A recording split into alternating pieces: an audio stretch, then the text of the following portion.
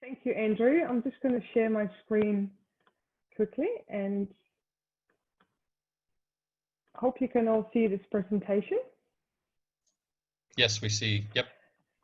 All right. So hi, everyone, and thank you all so much for tuning in to spend some time with us at Oracle Hospitality during this summit. Today, we'll be discussing the new next, or what we call the new standard that hotels and guests are having to adapt to when it comes to travel and hospitality. Additionally, we'll get to talk about how we're playing a part to create touchless experiences for guests. My name is Manon Campbell, and I have the absolute privilege to lead the solution engineering team here at Oracle Hospitality in Asia Pacific. I'm really excited to be here today, and thank you for the opportunity to help you understand what the new next will look like.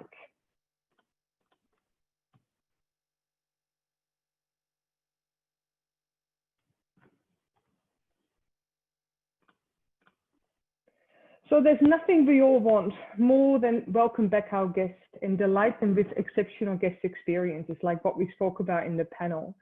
However, for all of us, the path forward is quite uncharted, underscoring more than ever the need for comprehensive and meaningful market research. Such information is essential to gain insights that can help us navigate the challenges ahead, and we know we have challenges ahead. But also it can help us identify and seize new opportunities that the change will most certainly bring. That's why we at Oracle Hospitality partnered with Skift Research to survey more than 1,800 executives of hotels and 4,600 consumers or travelers worldwide to understand how their expectations and actions are shaping the new hospitality landscape. This study really does shed light on a range of issues surrounding COVID-19.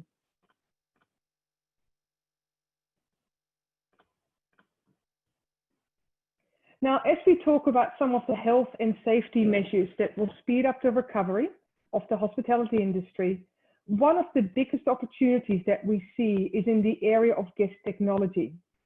Across the hospitality industry, we are already working on a number of guest experience technologies. But what is really interesting about the outbreak of COVID-19 is that it seems to have accelerated some of these technologies to help put travelers' minds at ease and also prevent unnecessary opportunities for infection. We asked, as we said before, travelers and industry executives about the role that self-service technology may play in that recovery. And we have found that there's an overwhelming support for it. Over 70% of executives and travelers told us that they had a favorable opinion of using this type of technology as a method of making their properties feel safer.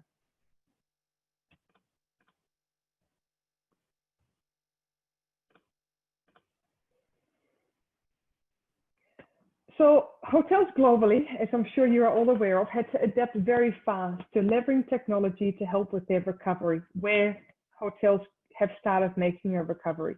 We are sensitive to the fact that many areas in the world are still closed, but as I said, we are sensitive to that, but there are areas that are recovering slowly, and those hotels have had to adapt very fast to leveraging technology.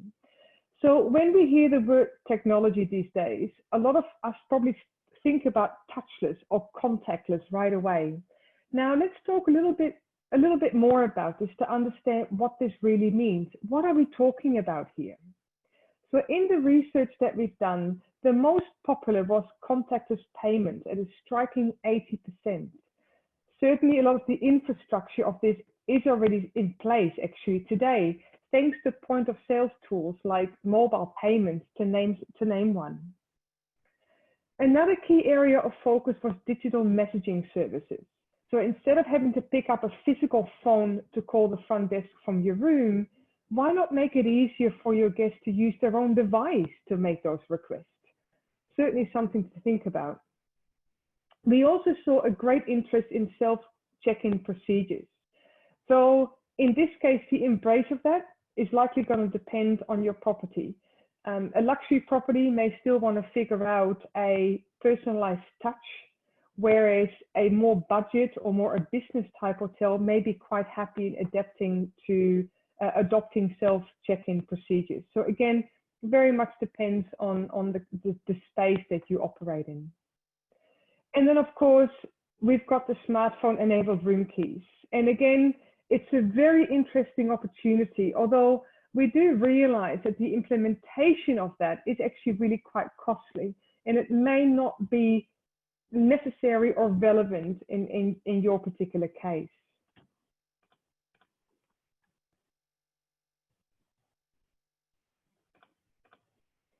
Now, when we think about hotels shifting their operations model to a touchless or contactless operation, they must consider each of the following touch points and how they will interact with the guest over an app or via a text versus serving them face to face at the front desk. The journey obviously begins at booking. So questions you should ask yourself: how will the guest be made aware that you've got a mobile app that the guest can use? Or do you even require an app? Is there another way that you can, make sure that guests can book online? And also, how will the guest unlock their room if you, for example, don't have RFID keys?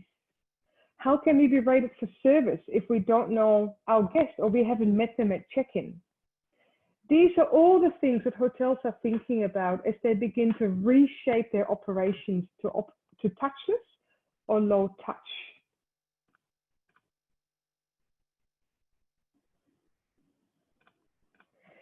Now here you can visually see the guest journey for a mobile check-in. And guest mobility gives the hotel the capability of becoming truly touchless or contactless. Hotel technology and guest mobility is not something that is new, actually. It's been around for over a decade, but was always something that was looked at as a nice to have rather than a must have.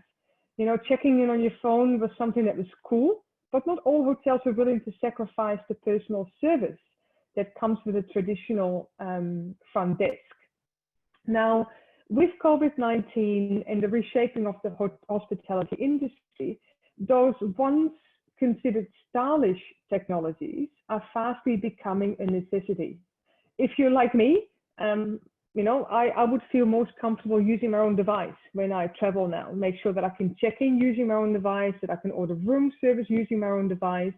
And I suspect there's many of you that feel the exact same way. So as you will appreciate, we are having many discussions currently with our customers what a contactless journey could look like. And the most common request and discussion that we are having is the ability to make the guest experience a true touchless one, again, with the guest using their own device.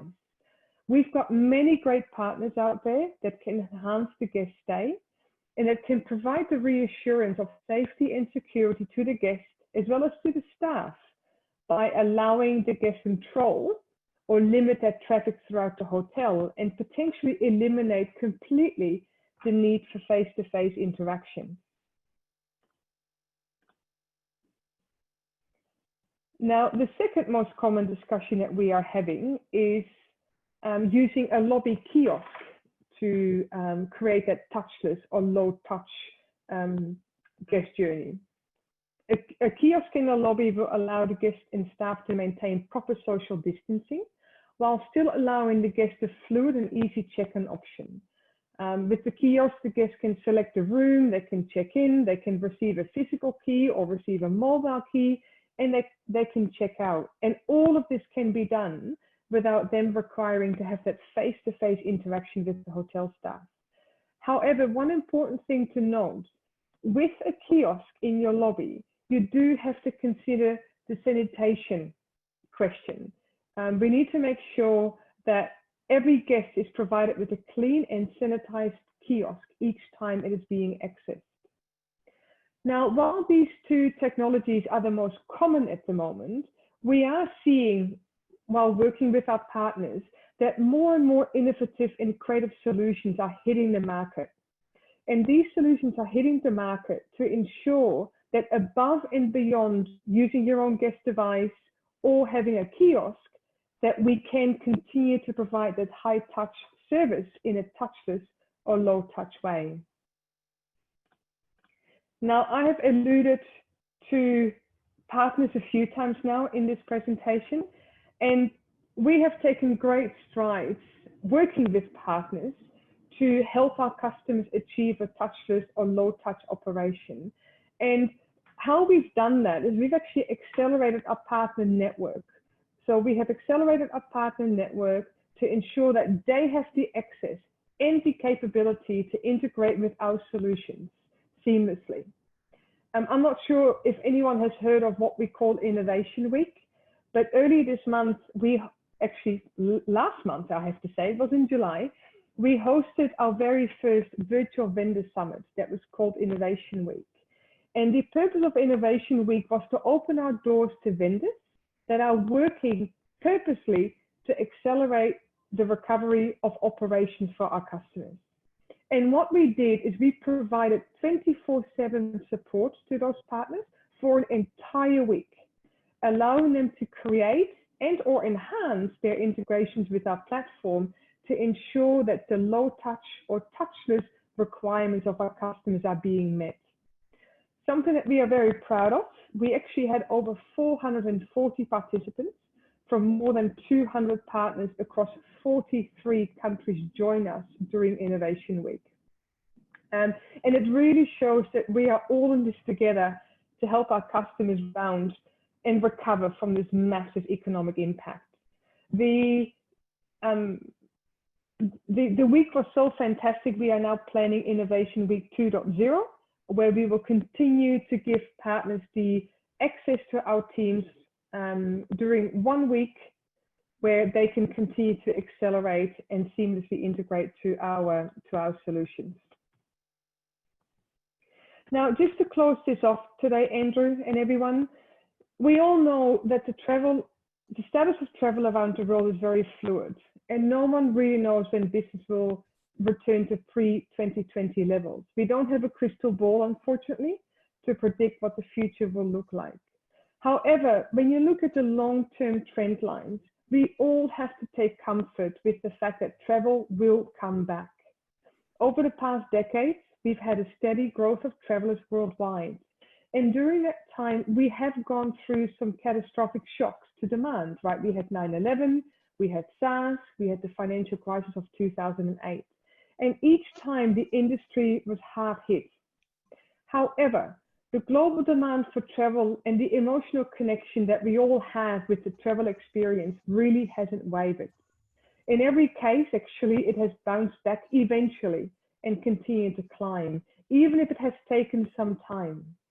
And we can all take comfort in the fact that we know that the hospitality industry will recover from this crisis as well, to a new next, with the new being more technology-powered guest and staff experiences, with new ways of booking and distributing our products, and new ways of managing hotel operations. And I am truly excited to see that day come. And I can't wait to hear from each of you as you are going to thrive in new ways in the new next. So thank you so much for your time today. And Andrew, it's back to you. Great. Thank you very much for that.